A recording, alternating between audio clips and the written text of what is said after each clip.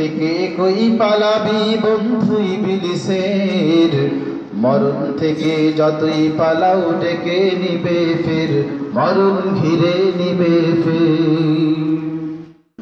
আজরাইল তো তোমার পিছে ঘুরছে যে সর্বদা, মরণ একদিন আসবে ঘরে রেহাই যে দিবে না। আজরাইল তো তোমার পিছে। তো প্রিয় ভাই, আসলে তো মাযহাব মানা ফরজ বিষয়টি এমন কেউ বলেনি, বা এটি বললে কথাটি ঠিক এভাবে নয়। আসলে তো আমাদের জন্য, প্রত্যেক মুমিনের জন্যই আল্লাহ এবং তার রাসূলের অনুসরণ করা হলো ফরজ। যে তোমরা আল্লাহ এবং তার রাসূলকে অনুসরণ করো। ইয়া আইয়ুহাল্লাযীনা আমানু আতিউল্লাহ ওয়া আতিউর রাসূল ওয়া উলিল আমরি মিনকুম। আল্লাহর নবী আল্লাহ পাক কোরআনে পাকের মধ্যে বলেছেন, তোমরা আল্লাহর আনুগত্য করো, আল্লাহর রাসূলের আনুগত্য করো, আর তোমাদের মধ্যে যারা উলুল আমর তাদের আনুগত্য করো। উলুল আমর কারা? উলুল আমরের ব্যাখ্যায় অধিকাংশ মুফাসসিরিন কেরামগণ বলেছেন, উলুল আমর মানে হলো যারা আহলুল ইলম, যাদের কাছে আল্লাহ পাক রব্বুল আলামিনের ওয়াহির ইলম রয়েছে। যাই হোক, তো কোরআন সর্বতোভাবেই, সর্বসম্মতভাবেই আল্লাহ এবং তার রাসূলের আনুগত্য করা প্রত্যেক মুমিনের জন্য ফরজ, অর্থাৎ কোরআন সুন্নাহকে অনুসরণ করা ফরজ। তো এখন কোরআন সুন্নাহকে অনুসরণ করবে কিভাবে? কোরআন সুন্নাহ যারা সরাসরি, কোরআন সুন্নাহ পরিপূর্ণভাবে যাদের জ্ঞান রয়েছে, এবং কোরআন সুন্নাহ যে সকল বিষয়গুলো বর্ণিত নেই, কোরআন সুন্নাহ থেকে সেগুলো ইস্তেমবাত করবার মতো, ইজতিহাদ করার মতো যোগ্যতা যাদের রয়েছে, তারা কোরআন সুন্নাহকে সরাসরি অনুসরণ করবে।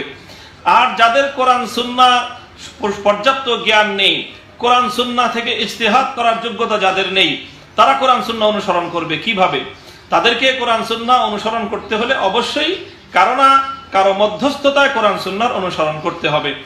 তো আসলে মাযহাব বিষয়টি হলো এই যে, এভাবে ইসলামিক ইমামদের মাধ্যমে, স্কলারদের মাধ্যমে, এবং শত শত বছর ধরে কোরআন সুন্নাহ থেকে যেভাবে মাসাইলগুলোকে ইস্তেমবাত করে, ইজতিহাদ করে মানুষের জন্য তাদের পার্টিকুলার প্রত্যেকের প্রতিটি জীবন জিজ্ঞাসার সমাধানের ক্ষেত্রে ফিকহের মধ্যে যে সকল সমাধানগুলি বর্ণিত হয়েছে, সেগুলো অনুসরণ করার অর্থ হলো আসলে কোনো ইমামকে অনুসরণ করা নয়, কোনো ব্যক্তিকে অনুসরণ করা নয়, আসলে মূলত সেই ইমামের অথবা সেই ফকিহের, সেই মাযহাবের ইমামদের ব্যাখ্যা অনুযায়ী কোরআন সুন্নাহকে অনুসরণ করা। কাজেই আপনি তো কোরআন সুন্নাহকে অনুসরণ করা ফরজ। তো কোরআন সুন্নাহকে যদি আপনি এই পরিমাণ যোগ্যতা আপনার থেকে থাকে যে আপনি নিজেই কোরআন সুন্নাহ থেকে ইজতিহাদ করবার যেই শর্তগুলো রয়েছে, আলেমরা, ওলামায়ে কেরাম, সর্বযুগের ওলামায়ে কেরাম, সর্বযুগের ইসলামিক স্কলারগণ, তারা কোরআন সুন্নাহ থেকে ইজতিহাদ করবার যে সকল শর্তের কথা বলেছেন, আপনার যদি সেই শর্ত থেকে থাকে, শর্ত পূরণ করে থাকেন, আপনি ইজতিহাদ করে পালন করেন। কিন্তু এই শেষ জামানায় এত 1400 বছর পরে এসে 1400 বছরের ওলামায়ে কেরামের তাদের ফিকহের গবেষণাকে উপেক্ষা করে নিজস্ব সরাসরি কোরআন সুন্নাহ থেকে ইজতিহাদ করাটা অনেক টাফ এবং কঠিন বিষয়। এই জন্য আমরা জানি সারা দুনিয়াতেই ফিকহ এবং 4 মাযহাবের ফিকহকেই অনুসরণ করা হয়ে থাকে, এবং গবেষণার সময়, পড়াশোনার সময় 4 মাযহাবের ফিকহকেই পড়াশোনার মধ্যে নিয়ে আসা হয়ে থাকে। এই জন্য আসলে মাযহাব মানা তো এই অর্থে ফরজ নয় যে কোনো ব্যক্তিকে অনুসরণ করা হবে। কিন্তু কোনো ব্যক্তি যদি এমন হয় যে সে নিজে কোরআন সুন্নাহকে অনুসরণ বা কোরআন সুন্নাহর যথাযথ জ্ঞান তার নেই, কোরআন সুন্নাহ থেকে সরাসরি ইজতিহাদ ইস্তেমবাত করবার মতো যোগ্যতা তার নেই, তাহলে তাকে তো কারো না কারো মাধ্যমে, কারো না কারো তাকলিদের মাধ্যমে, অর্থাৎ কারো না কারো মাযহাব মানার মাধ্যমেই তাকে কোরআন সুন্নাহর অনুসরণ করতে হবে। এছাড়া তার অল্টারনেটিভ, বিকল্প কোনো পথ নেই। সুতরাং যেটি ছাড়া ফরজ মানার বিকল্প কোনো পথ না থাকে, সেটিও সেই ব্যক্তির জন্য ফরজ হয়ে যায়। কাজেই এই মাযহাব ওই হিসাবে তো ফরজ নয়, কোরআন সুন্নাহকে মানা ফরজ। এখন কোরআন সুন্নাহকে যেভাবেই মানতে হবে, যে কোনো উপায়ে হোক আমাকে সঠিক কোরআন সুন্নাহকে মানতে হবে। এখন মাযহাব, এটি হলো কোরআন সুন্নাহকে মানবার সহজতম পথ। বাংলাদেশে হানাফি মাযহাব ছাড়া অন্য কোনো মাযহাব মানা যাবে না বিষয়টি এমন নয়, তবে এই জনসমাজে যেই সকল আমলগুলো যেইভাবে ব্যাপকভাবে প্রচলিত রয়েছে, পরিচিত রয়েছে, ভিন্ন কোনো আমল করতে গেলে মানুষের মধ্যে একটি দ্বিধার দ্বন্দ্ব, মানুষের মধ্যে বিভ্রান্তির সৃষ্টি হয়।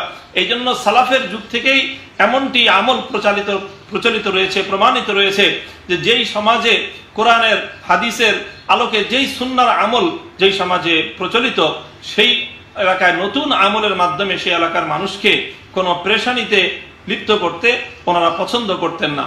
যেহেতু আমাদের সমাজে ব্যাপকভাবে হানাফি মাযহাবের অনুসরণ রয়েছে, এক্ষেত্রে অন্য কোনো মাযহাবের উপর আমল করা যাবে না বিষয়টি এমন নয়, তবে এমনভাবে আমল করা থেকে বিরত থাকা চাই যাতে মানুষের মধ্যে একটি বিভ্রান্তি সৃষ্টি হতে পারে, মানুষের মধ্যে একটি দ্বন্দ্ব তৈরি হতে পারে, একটি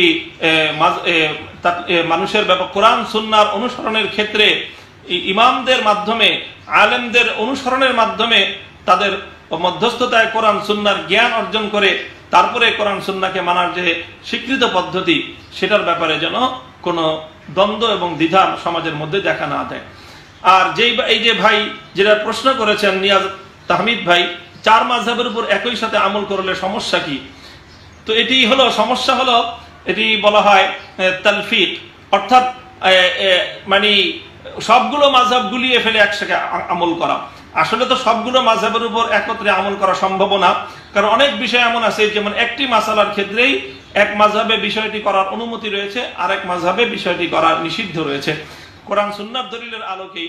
যেমন ধরেন আপনি যদি নামাজ পড়তে দাঁড়ান, সালাত আদায় করতে থাকেন, তাহলে সেক্ষেত্রে আপনি ইমামের পিছনে যদি আপনি মুক্তাদি হন, তাহলে ইমামের পিছনে কিরাত পড়বেন কিনা। কিরাত খালফাল ইমাম, অর্থাৎ ইমামের পিছনে সূরা ফাতিহা সহ কিরাত পড়া, এটি কোন মাযহাবে নিষিদ্ধ, আবার কোন মাযহাবে জরুরি। এখন আপনি তো নিষিদ্ধ এবং জরুরি উভয়টাকে একসঙ্গে আমল করতে পারবেন না, আপনাকে যে কোনো একটির উপরে আপনাকে আমল করতে হবে।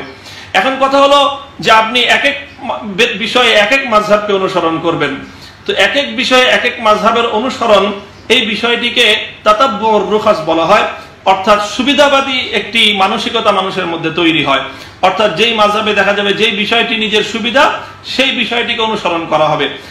মাকাসিদুশ শরিয়া, শরীয়তের বিধানগুলি আল্লাহ পাক রব্বুল আলামিনের পক্ষ থেকে আরোপিত হওয়ার যে মূল লক্ষ্য এবং উদ্দেশ্য, সেটি হলো মানুষ যেন নিজের প্রবৃত্তির অনুসরণ না করে আল্লাহর নির্দেশনার অনুসারী হয়। তো যদি বিভিন্ন মাযহাব একসঙ্গে অনুসরণ করার এই দুয়ার যদি কেউ অনুসরণ করে, এই পথে যদি কেউ চলতে থাকে, তাহলে তার মধ্যে নিজের প্রবৃত্তি অনুসরণ করার একটি মানসিকতা তার মধ্যে তৈরি হবে। যেমন ধরুন ইমাম শাফি রাহমাতুল্লাহর মাযহাবে কারো যদি রক্ত বের হয়, রক্ত প্রবাহের দ্বারা তার উযু ভাঙে না, কিন্তু হানাফি মাযহাবে রক্ত বের হওয়ার দ্বারা তার উযু ভেঙে যায়। আবার কেউ যদি কোন নারীর গায়ে স্পর্শ করে, হানাফি মাযহাবে তার উযু ভঙ্গ হবে না, কিন্তু শাফি হাম্বলি মাযহাবে মাসসুল মারআ, নারীকে স্পর্শ করা এটি উযু ভঙ্গের কারণ। তো এখন আপনার দাঁত দিয়ে রক্ত বের হলো, আপনি আপনার স্ত্রীর গায়ে স্পর্শ করে আসলেন, এখন আপনি বললেন যেহেতু ইমাম আবু হানিফা রাহমাতুল্লাহি আলাইহির মাযহাব হলো নারীকে স্পর্শ করলে উযু ভাঙবে না, কাজে আমার উযু ভাঙে নাই। আবার যেহেতু দাঁত দিয়ে রক্ত বের হয়েছে, ইমাম শাফি রাহমাতুল্লাহি আলাইহি যেহেতু বলেন যে দাঁত দিয়ে রক্ত বের হলেও বা শরীর থেকে রক্ত প্রবাহিত হলে উযু ভাঙবে না, কাজে আমার উযু ভাঙেনি। আসলে ইমাম আবু হানিফার মাযহাব মতেও আপনার উযু ভেঙে গেছে, ইমাম শাফি রাহমাতুল্লাহির মাযহাব অনুযায়ী আপনার উযু ভেঙে গেছে, কারণ ভিন্ন। হানাফি মাযহাব মতে আপনার উযু ভঙ্গের কারণ হলো রক্ত প্রবাহিত হওয়া, আর শাফি হাম্বলি অন্য মাযহাবগুলোতে আপনার উযু ভঙ্গের কারণ হলো মাসসে মারআত, অর্থাৎ নারীকে স্পর্শ করা। অর্থাৎ সকলেই একমত যে বলবে আপনার উযু ভঙ্গ হয়ে গেছে, কিন্তু আপনি বিভিন্ন মাযহাবকে অনুসরণ করার সুবিধাবাদী চরিত্রের কারণে আপনি এখন সকল মাযহাব, সকল ইমামদের ইজমায়ের বিরুদ্ধে গিয়ে তখন আপনি বলতেছেন যে আমার উযু ভঙ্গ হয়নি। এরকম একটি সুবিধাবাদী চরিত্র, যেটি মাকাসিদুশ শরিয়ার সম্পূর্ণ সাংঘর্ষিক, ইসলামী শরিয়ার বিধিবদ্ধ বিধানের এবং ইসলামী শরিয়তের যে মূল উদ্দেশ্যের সঙ্গে সাংঘর্ষিক, কাজে এই পথ অবশ্যই পরিহার করতে হবে।